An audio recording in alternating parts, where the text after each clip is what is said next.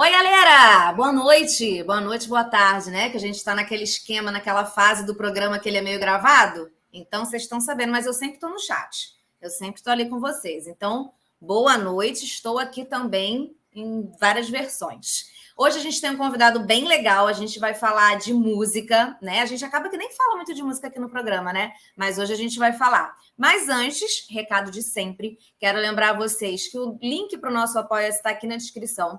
O nosso Apoia-se é a possibilidade de você ajudar o canal, né? Para a gente conseguir sustentar e manter no ar. Então, lá, você apoiando R$ 5 por mês, você tem vídeos exclusivos com resenha de filme, de série, de livro. Então, conto com você, link está aqui na descrição. Também aqui na descrição tem os links das minhas redes sociais, então também é uma maneira de colaborar com o trabalho, curtir, comentar, compartilhar, também é uma maneira muito importante, então conto com vocês para essa missão. Não vou mais dar muito recado, já vou começar falando do nosso convidado, que ele lançou recentemente o álbum Maré Vermelha, que conta com as participações de Rômulo Frois, Açucena, Thiago Petit e com uma das últimas canções escritas por João Donato. Mihai, já vou botar ele aqui na tela, é destaque no cenário independente com seus 4 álbuns lançados. Já compôs ao lado de artistas como o próprio João Donato, Tulipa Ruiz, Luísa Maita, Alexandre Cassim e Mariana Aidar. Com o João Donato, inclusive, ele excursionou pela Europa e participou de 2 discos do pianista. Então, muito bem-vindo, Mihai. Obrigada por ter aceitado o convite e estar aqui para a gente falar da sua música. Obrigado, Manu, pelo espaço aí. Eu vou já começar corrigindo só uma coisa. Eu não compus com a Tulipa e com a Mariana Aidar. Elas participaram de músicas minhas, né? Tá vendo aí, gente? A informação correta, pela fonte correta. Mas não foi a única, não, que eu li hoje também. Saiu isso. É porque a gente fala que elas participaram, né, do meu disco e aí acabam confundindo. Mas elas são parceiras de muitos anos, né? Participaram do meu segundo disco. A Tulipa participou de uma música minha com o João Donato, que ele toca piano e a gente canta. A música se chama Noite Clara, que é uma música que eu também cantei no disco dele, mas no meu segundo disco eu convidei a Tulipa, porque essa parceria com a Tulipa é de muitos anos mesmo. A gente se Tulipa conhece desde... maravilhosa, inclusive, né? Maravilhosa, né? A gente se conhece desde os 15 anos de idade. A gente passou a adolescência assim, trocando cartinhas, porque ela morava lá em São Lourenço e eu morava no Rio de Janeiro. Então eu guardo até hoje, eu tenho cartas dela assim me dando os parabéns do meu aniversário de 15 anos. Muito bom. E a Mariana Aidar também tem uma parceria longa aí, porque eu dirigi 2 clipes dela, né? Antes dela cantar no meu disco, ela me convidou para dirigir os clipes dela. Então tem um clipe muito bonito que é preto e branco, dela no mar, com violão dentro do mar. Esse clipe é super legal, é da música Samba Triste. E aí, em seguida, ela me convidou para o clipe do Te Faço um Cafuné. E aí, em seguida, eu convidei ela para participar de uma música chamada Memória de Elefante, que também tem um clipe desse meu segundo disco, que é o Gravador e Amor.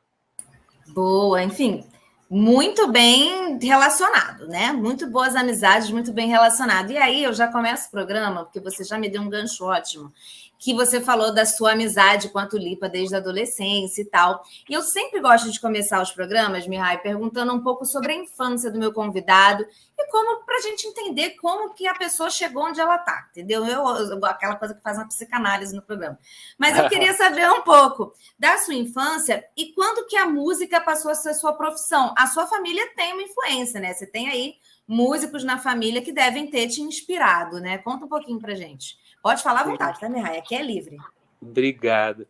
Então, eu tenho, na verdade, assim, um músico que não me influenciou por eu não ter conhecido ele, foi o meu avô. Meu avô, eu herdei o nome dele, né? Meu avô era um pintor húngaro chamado Mihai, ele se chamava Attila Mihai, e ele era pintor, mas ele também tocava violino e era compositor. Então, talvez pelo sangue, assim, mas na verdade eu não tive contato com esse avô. Meu pai veio, meu pai nasceu em Portugal, minha avó conheceu esse meu avô em Portugal. Ele era húngaro, né? E aí eles se conheceram em Portugal e vieram logo para o Rio, para o Rio, não, para Recife, para o Brasil, né? Então eu não conhecia esse avô. Quando meu pai tinha 18 anos, ele ainda não tinha conhecido também, assim, só conheceu com 2 aninhos e tal. E aí ele também não conheceu esse avô, mas tem ali a inspiração de ter um avô músico e pintor, né? Mas a minha família tem histórias assim. Minha mãe foi casada não, namorou 6 anos o Sérgio Ricardo, que é um grande compositor e cineasta, pintor. Então, com certeza ele me influenciou e ele me mostrou que eu posso ser o que eu quiser e não só seguir um segmento, né, da arte. Então ele com certeza me inspirou. E teve também uma tia minha que foi casada com o Pedro Mourão, que é do grupo Rumo. Então são influências, mas são influências de longe, assim. Eu não tive, porque o Sérgio Ricardo, quando foi casado com a minha mãe, eu era muito criança, né? Muito novinho.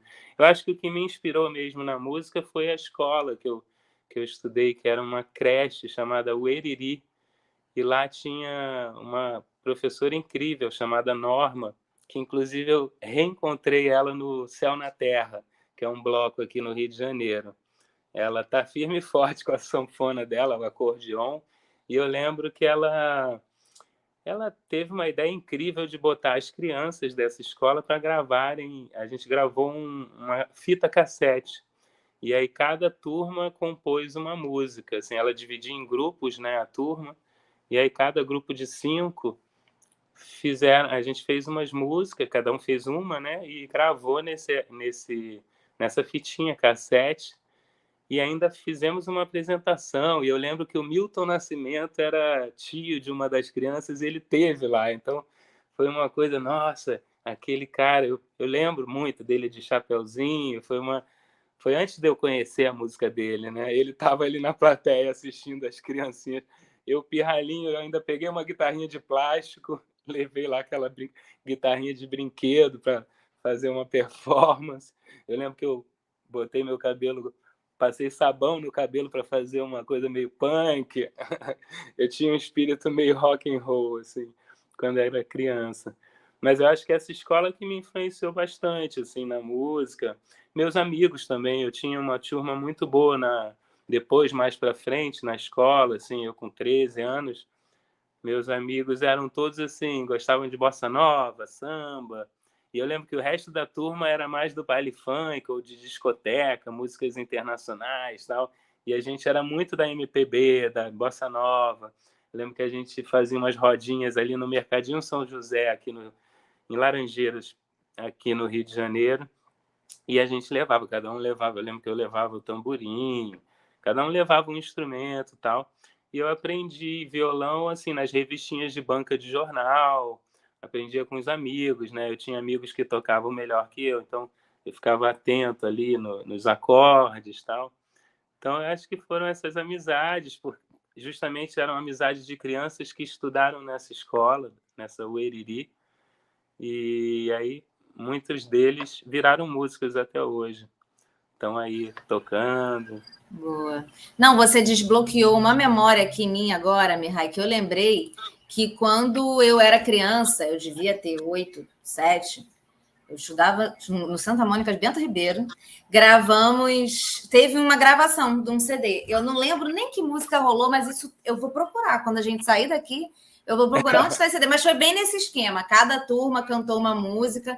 Eu acho que teve um processo de compor. Na minha turma não rolou. A gente gravou outra coisa, uma música que já existe.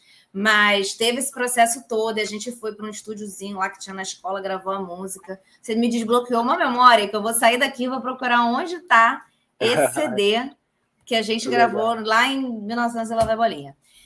Vamos falar de Maré Vermelha, Mihai. Vamos falar. Eu quero saber, vamos começar. Por que esse nome para o álbum? O que significa esse nome? Eu vi que já tem 2 clipes e está nessa pegada, Maré Vermelha, né? Os clipes aí que já saíram de músicas de singles desse álbum. Fala pra gente, conceito. Sim. Então, Maré Vermelha é um fenômeno que ele tinge a água do mar, né? E a torna tóxica por umas algas, umas determinadas algas marinhas que se alimentam da matéria orgânica ali e da própria poluição, né, que os homens jogam no mar. Então acaba ficando tóxico o meio ambiente, né, marítimo, e para os seres humanos que vão se banhar nessa água. Então foi meio que um paralelo que eu fiz com a pandemia, porque todas essas músicas foram feitas na pandemia. Então eu faço essa metáfora, como se a gente tivesse vivido numa grande maré vermelha assim no planeta inteiro, né? E, e é isso, eu acho que veio dessa ideia assim. Eu lembro do dia que nasceu esse nome. Eu estava há 2 meses assim completamente isolado, sem sair de casa, e aí eu fui até a Mureta da Urca, no Rio de Janeiro, que tem a mureta assim e tem umas pedras. Eu pulei as pedras e fiquei ali pertinho do mar, e aí me apareceu uma tartaruga gigante assim.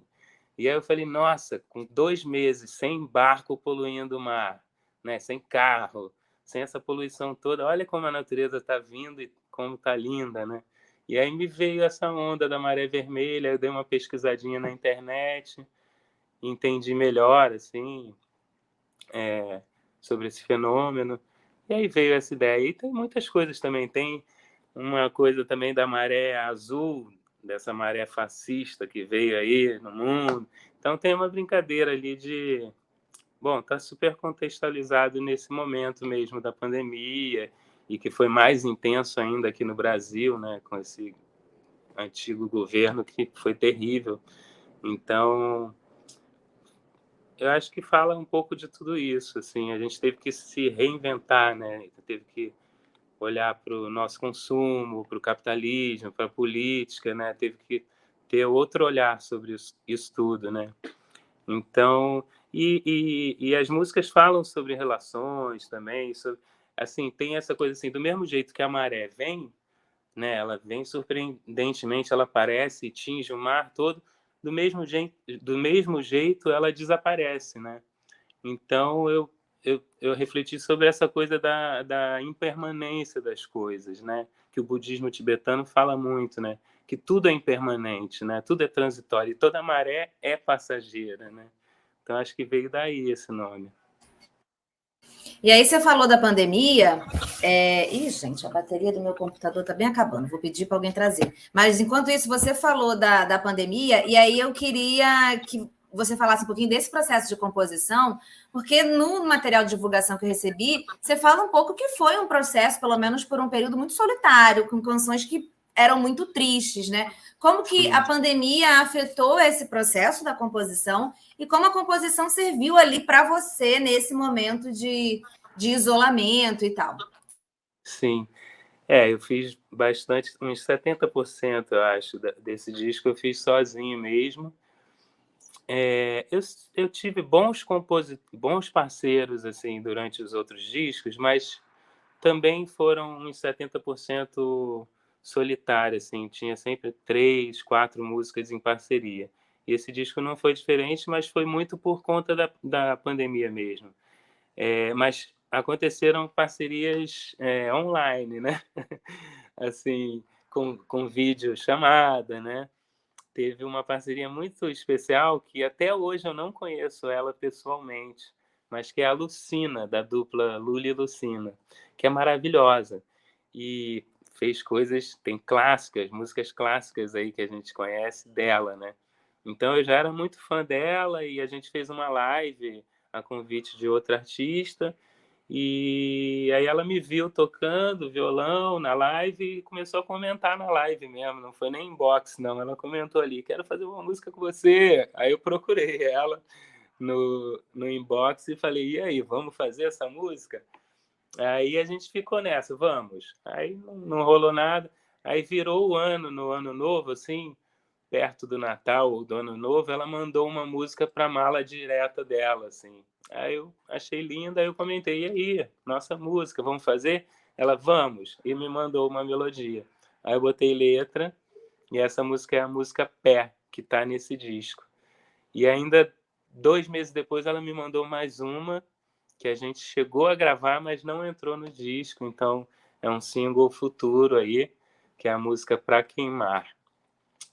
Mas isso foi uma parceria online, assim, eu costumo fazer muito ao vivo, assim, na hora, olhando no olho do compositor, e é mais fácil, porque a gente se entende, quando um não gosta de uma coisa, ele fala, eu falo, e aí vai acontecendo. Mas nesse caso foi realmente, ela mandou a melodia e eu fiz a letra. E no caso do Rômulo Frois, também nesse disco, tem o Seu Carnaval Descansa, que é uma música que também foi dessa maneira, só que foi ao contrário. Eu mandei a melodia para ele e ele botou letra. Foi até uma sugestão do Marcos Preto. O Rômulo Frois já tinha participado do meu disco Gravador e Amor, que é o meu segundo disco, produzido pelo Muzak. E ele já tinha uma parceria comigo, porque eu fiz o clipe dele também, eu dirigi o clipe Barulho Feio. E aí o Marcos Preto falou: qual é a sua relação com o Rômulo? Eu, poxa, Rômulo é parceiro. Ele, então manda para ele. Aí eu mandei a melodia e ele fez a letra. E foi muito especial, porque teve um mote assim que o Marcos Preto deu, que é sobre um, um amor impossibilitado pela falta do carnaval por conta da pandemia.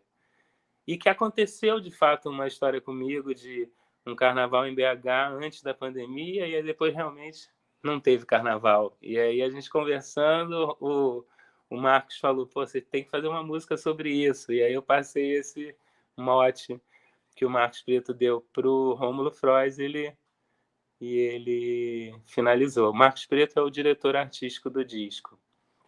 E aí ele participou também por videochamada muito na pandemia. Assim, a gente fazia reuniões 2 vezes por semana e era maravilhoso, porque ele tem referências muito boas, né?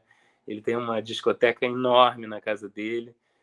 E aí ele me passou listinha de discos que eu já tinha ouvido, mas não tinha estudado a fundo. Assim, e ele falava: destaca coisas, guitarras que você goste, timbres, coisas na voz, coisa na letra, instrumentistas. E aí eu fiz mesmo um deverzinho de casa antes das reuniões. Eu ia lá, ouvia, anotava, e ele participou dessa seleção também, toda a seleção do repertório. No final, ele quem fez a ordem das músicas. Isso para mim foi um alívio, porque eu fico um mês ali decidindo a ordem, e eu sei que nem é tão importante, porque hoje em dia as pessoas escutam em modo aleatório, né? Mas para mim é. Mas eu adorei a ordem que ele fez, achei, nossa, um alívio eu não ter que ficar. Eu sou libriano, aí eu fico muito indeciso com a ordem e tal. E ele foi certeiro nessa ordem. E foi mesmo um processo muito pandêmico, assim, e durou muito tempo, por isso que não foi lançado logo depois, que abriu, né?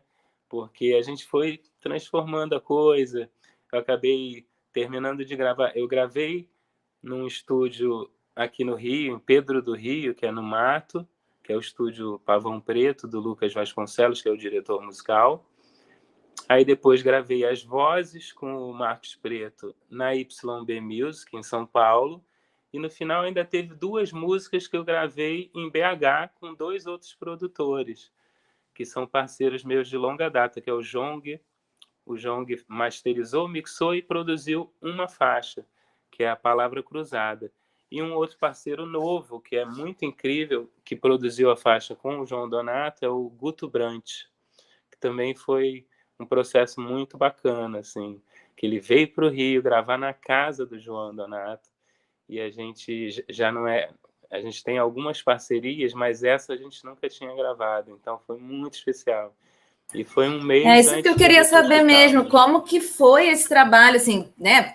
Já ia até te perguntar dos outros parceiros, mas com destaque para o João Donato. É João e Maria o nome da música?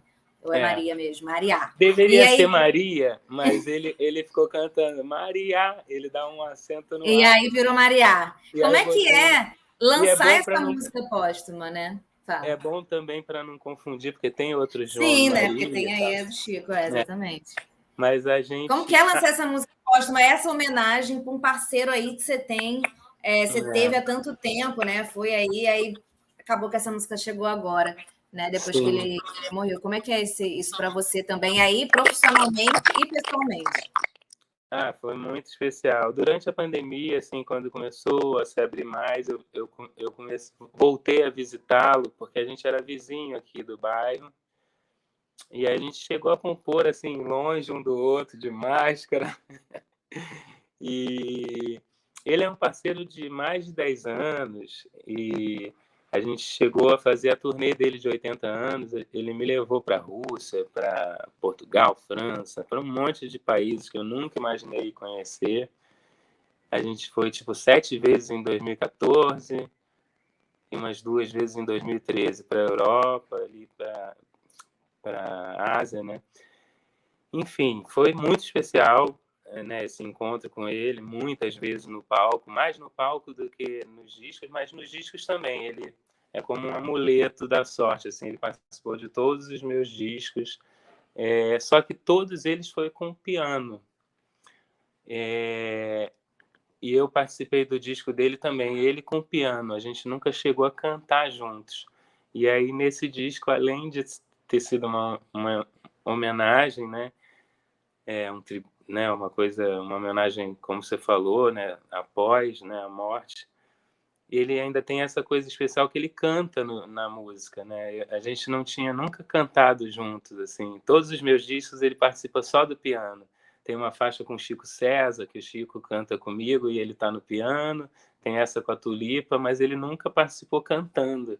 Então ainda tem esse sabor especial que tem a voz dele cantando, e ainda tem uma batucada que ele faz na latinha, assim, no making off aparece ele batucando numa latinha que ele tinha em casa, uma latinha de bala.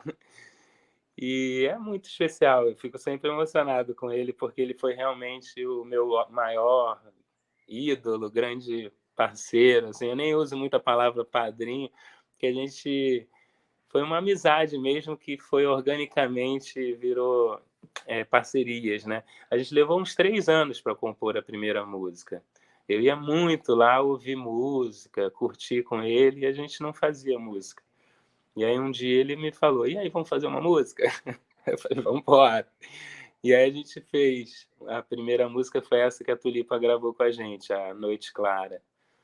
Mas essa realmente foi muito especial, porque um mês depois ele foi para o hospital, né? E aí ficou 23 dias no hospital, voltou 3 dias para casa, me ligou, a gente se falou, e aí uns 3 dias depois voltou para o hospital novamente e entrou num coma induzido, e, enfim, e aí se foi. Eu cheguei a mandar até uma mensagem para ele, assim, ele ouviu, mas ele já estava em coma, assim. Mas foi muito emocionante, foi muito especial, assim, a passagem dele no mundo, né, para o mundo, porque o legado que ele deixou é uma coisa incrível, uma obra eterna, e para minha vida foi realmente muito especial.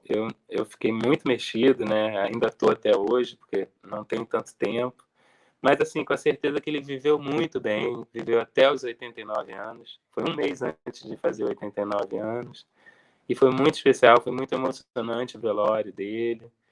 A gente cantou, eu puxei a Moriô lá, falei, Moripaô, comecei a cantar.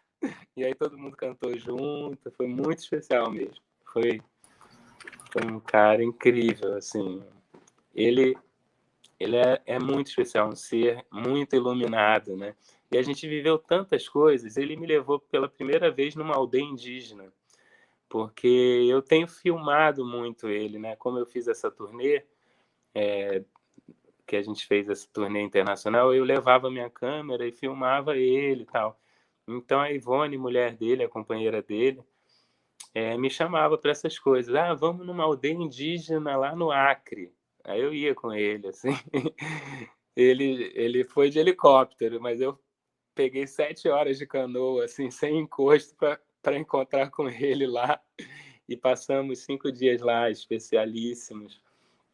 Muitas coisas ele realmente, eu só tenho a agradecer. Foi muito especial essa amizade e vai estar sempre aqui, né, presente na minha vida.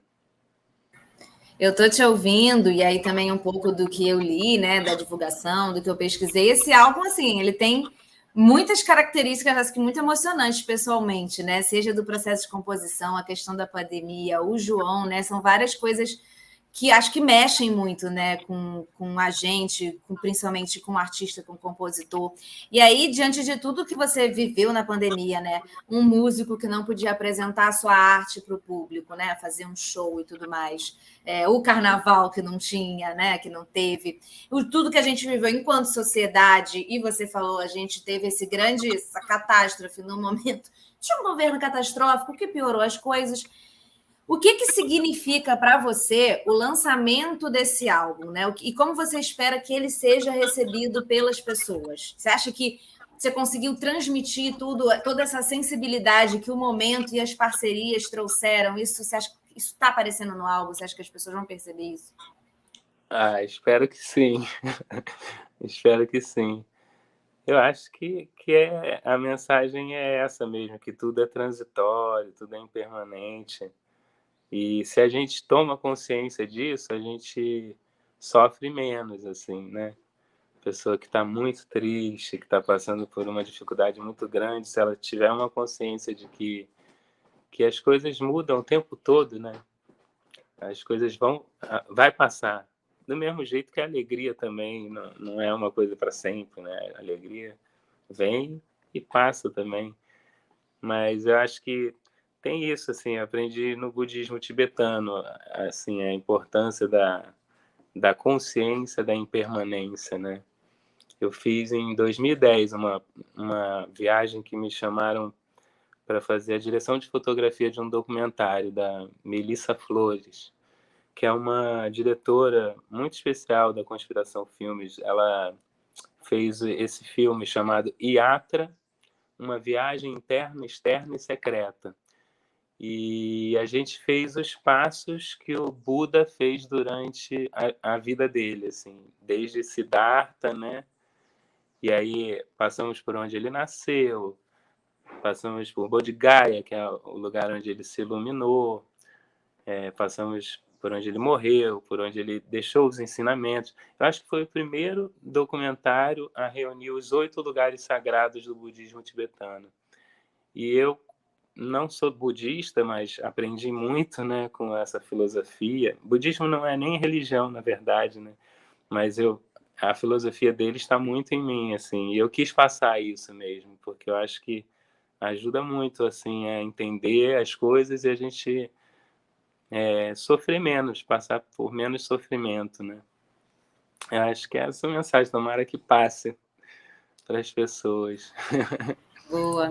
E aí, antes da gente ir para os nossos quadros, eu queria. Assim, Coração no Lixo, Coração Dilacerado já tem videoclipes. E aí eu queria que você contasse um pouquinho como é a sua relação com clipe, com videoclipe, como que eles se relacionam com a sua música. Então, né, já ouvimos bastante, conhecemos muito bem o Mihai Músico, o processo de composição, e como é que é a sua relação com essa questão audiovisual?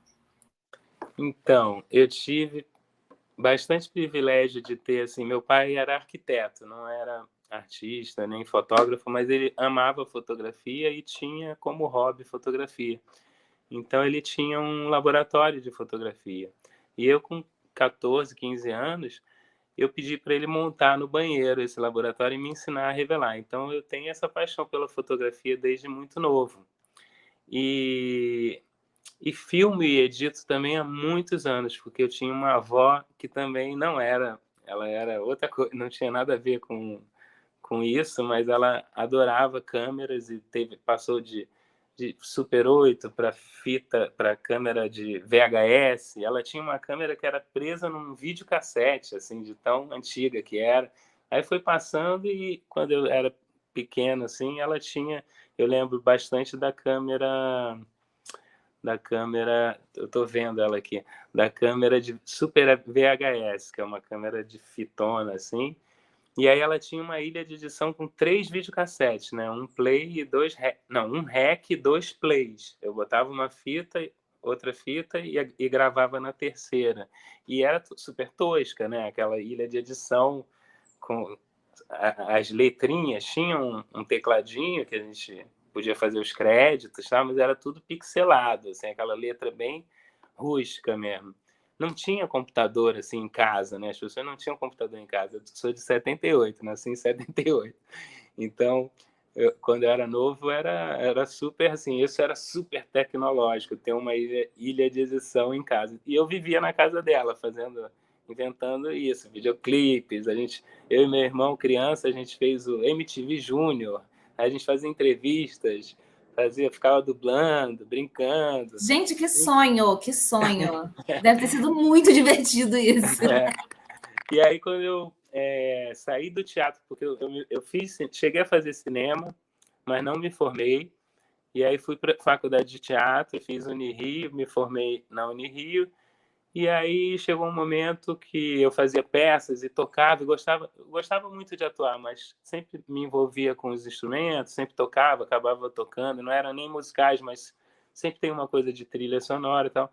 E aí eu comecei uma banda na faculdade de teatro, a tocar lá no campus mesmo, porque lá é música e teatro juntos, né, na Unirio. Então comecei a fazer banda com os músicos, com os alunos da música, tal. E aí quando eu virei músico e quando eu gravei meu primeiro disco, que foi o Respiramundo, que nem tem na internet esse disco, porque na época não tinha streaming, né? Não tinha Spotify, não existia isso. Ele tem 1000 cópias espalhadas por aí. Mas quando eu fiz esse primeiro disco, eu já fiz logo 5 videoclipes, porque aí eu já editava no Final Cut, né? Já existia computador, já estava ali super alinhado com câmeras, tal. Eu tinha uma câmera bem legal, assim. E aí eu fiz esses meus primeiros clipes, e aí os outros artistas começaram a ver eu fazendo meus clipes e começaram a gostar. E aí o mais legal disso é que, como eu sou músico e trabalho com vídeo, as coisas acontecem uma em consequência da outra. O próprio Chico César, ele só veio cantar no meu disco porque eu fiz o clipe dele. Ele me convidou para fazer o clipe dele, eu fiz o clipe da música Palavra Mágica, e aí eu fiquei uma semana lá na casa dele filmando e editando, e a gente trocou muito. Aí na época eu estava gravando meu terceiro disco, que é o Amor em Tempos Nublados, e aí eu mostrei a pré-produção para ele. Aí eu falei, poxa, você podia cantar comigo, na cara de pau. Mas a gente já estava nessa altura tocando as músicas, tal, levando um som, né, nas horas vagas, tal. E aí eu lembro que ele falou assim, se eu gostar, eu canto. E ele gostou e gravou. E aí isso acontece muito, né? Eu falei do Rômulo Freud, eu fiz o clipe dele, depois eu fui filmar ele gravando um disco que ele grava do Nelson Cavaquinho. Aí eu falei, pô, tem uma música aqui que tá pronta, não quer ouvir? Aí eu botei no mesmo estúdio que eu tava filmando ele, eu botei para ele ouvir, ele falou, pô, bicho, massa, não sei o que, grava aí. Aí gravou. E isso aconteceu com a Mariana Aidai, com muita gente que eu trabalhei como videoclipe, assim, né? Agora mesmo, o Marcos Preto está dirigindo, fazendo a direção artística desse disco, né? Então, no meio do processo desse disco, ele já sabia que eu trabalho com isso, ele gravou o disco da Alaide Costa. E aí eu tive na casa dele, numa audição da Alaide Costa, conheci ela, maravilhosa, sua diva incrível. E aí eles botaram um single dela e na hora eu pensei num roteiro. Falei, nossa, isso aqui ia ficar muito interessante, porque a música fala de um romance que não acontece e que anos depois ela vem dizer assim, agora você vem dizer que ainda quer, tipo, qual é a tua, né? Na letra tem isso, é uma letra do Nando Reis. E aí eu pensei nesse reencontro dela com um amor antigo. E aí botei ela jovem, com 20 anos, convidei a Bibi Caetano, que é uma cantora linda, que tem uma coisa parecida com ela, assim. E aí fiz esses dois casais de 60 anos de diferença, né? Ela com 20. E aí ele me chamou, ele falou, eu mandei a letra, né, na festinha, falei, pô, tem um roteiro aqui. Aí ele falou, vamos fazer, bicho, vamos fazer. Aí eu fiz. E aí tive a honra de ter um clipe para essa maravilhosa, essa diva maravilhosa, histórica, né, da nossa música. E tem uma coisa que ela gravou no Clube da Esquina, né? Então eu boto o disco que eu tenho aqui, o disco, porque eu gravei aqui no Rio, o casal jovem, e lá em São Paulo gravei com ela, né? O casal mais velho. E aí o Marcos tem esse disco e eu tenho também. Então, a coisa que linka os dois é esse disco, que aparece como um detalhe na cena, assim. Mas é isso, as coisas interagem muito, assim, o vídeo com a música, né? Tem essa facilidade de por que não fazer de outros artistas. Eu adoro, né? É o que eu E tenho feito hoje bastante. aprendemos com o Mihai que a gente não pode ter vergonha. A gente tem a ideia, a gente fala, a gente fala. Não é para ter vergonha, galera, porque é assim que funciona. Arrasou. Já Isso trouxe aí. para mim. Já trouxe para mim, porque se fosse eu ia ficar assim, ai, quem sabe um dia nada ia acontecer. Eu ia ficar só na minha cabeça. E aí já trouxe esse aprendizado hoje. Vamos para os nossos quadros, e aí a gente começa, né? Temos 2 quadros, eu queria começar com uma dica. Então, se você conseguiu pensar, não pode ser um filme, uma série, um livro, um álbum, alguma coisa, para além de Maré Vermelha, que você queira indicar aí para quem está assistindo a gente. Pô, galera, conheçam, corram atrás. Então, eu não pensei, não. Realmente me falaram para pensar e eu acabei esquecendo. Mas tem um filme que eu gostei muito, eu assisti quando eu era muito novo, e é um filme que não é muito... Não sei nem se tem nos streams aí, mas vou soltar, que é um filme que me... A fotografia dele, o filme me influenciou bastante. Chama-se Leolo.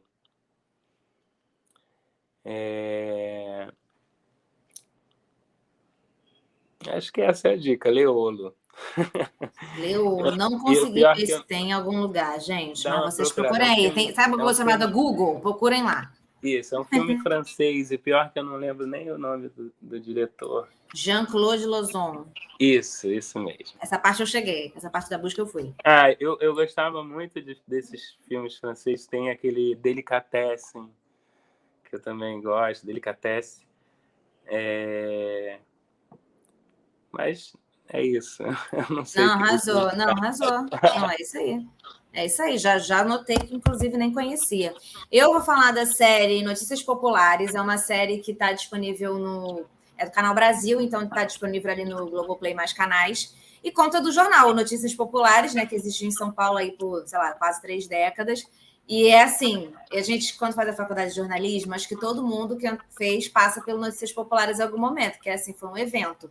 Então, foi de lá que saiu a história do Bebê Diabo, né, que virou assim um clássico do jornal. Mas eu assisti na série e falei, gente, o código de ética do jornalismo grita assistindo isso aqui, porque era assim, a redação era um negócio que eu fiquei apavorada. Mas é aquilo, vendia muito, funcionava, era muito sensacionalismo. Ele acabou em 2001, eu nem sabia, achei que tinha acabado antes. E aí é uma série de 7 episódios que está disponível lá no Globoplay mais canais, né? Passou no Canal Brasil. E aí, basicamente, ele passa-se no momento, assim, da década de 90, que o jornal já está recebendo muita crítica por ser muito sensacionalista, e pegam uma jornalista que era correspondente na França, da Folha de São Paulo, e colocam ela ali para chefiar a redação e fala, querida, reorganiza. E aí ela fala, gente, a mulher é correspondente na França, de repente ela está tirando foto de cadáver e falando de bebê diabo, a mulher... Então a gente acompanha isso. Inclusive, é o último vídeo do canal lá dos apoiadores é sobre notícias populares, já viu? Se não apoia, ainda aquela que já faz o papo merchan do próprio vídeo Legal. que fez. Mas é isso, Notícias Populares está lá, é do canal Brasil. E aí, eu não sei também se você conseguiu pensar numa notícia que te marcou da última semana. Eu posso começar, e aí, se você quiser ficar aí pensando, eu começo. E aí, pode ser. Aí eu falo, se você não lembrar também, não tem problema, minha Raek é livre. Fala assim, não lembrei, realmente eu estou alienado, não sei, eu estou assim, fazendo música, eu não quero pensar, porque realmente, galera, tem semana que eu quero não pensar, porque a gente liga a televisão e a gente fica mal, tá? Inclusive a notícia, eu sempre essa hora, minha raia, é a hora que eu... Deixa eu botar aqui na tela também, que agora que eu vi que eu estou pequena, coitada. Essa é a hora que a conversa está animada e eu sempre falo uma coisa triste, mas porque realmente tem coisa que não dá para passar batida, assim, né? Então, Sim, claro, a gente tem aí também. as consequências diárias e eu não acho que vai acabar tão cedo. Lá em Israel e Palestina, a gente falou disso no programa passado, a gente, enfim, é o assunto. Mas acabou que o assunto que eu trouxe aqui é da nossa própria guerra, né? Que acaba que por conta de Israel e Hamas está sumindo um pouco do noticiário, que é a questão das operações na Maré. Já são há vários dias que está chegando a Força Nacional e tal, e que, para a gente que, enfim, acompanha a política de segurança pública do Rio de Janeiro e vê o noticiário e lê um pouco, aquela sensação de, ai, galera, de novo, vai morrer um monte de inocente e as drogas continuarão vencendo a guerra às drogas, porque já são décadas que a gente sabe que política de enfrentamento direto não funciona. Não funciona. Não adianta chegar atirando, não adianta, matei um monte de bandido. Não funciona. Não é assim que é. E assim, a gente tem entrevistas com pessoas da segurança pública aqui no canal, no Pela Lente.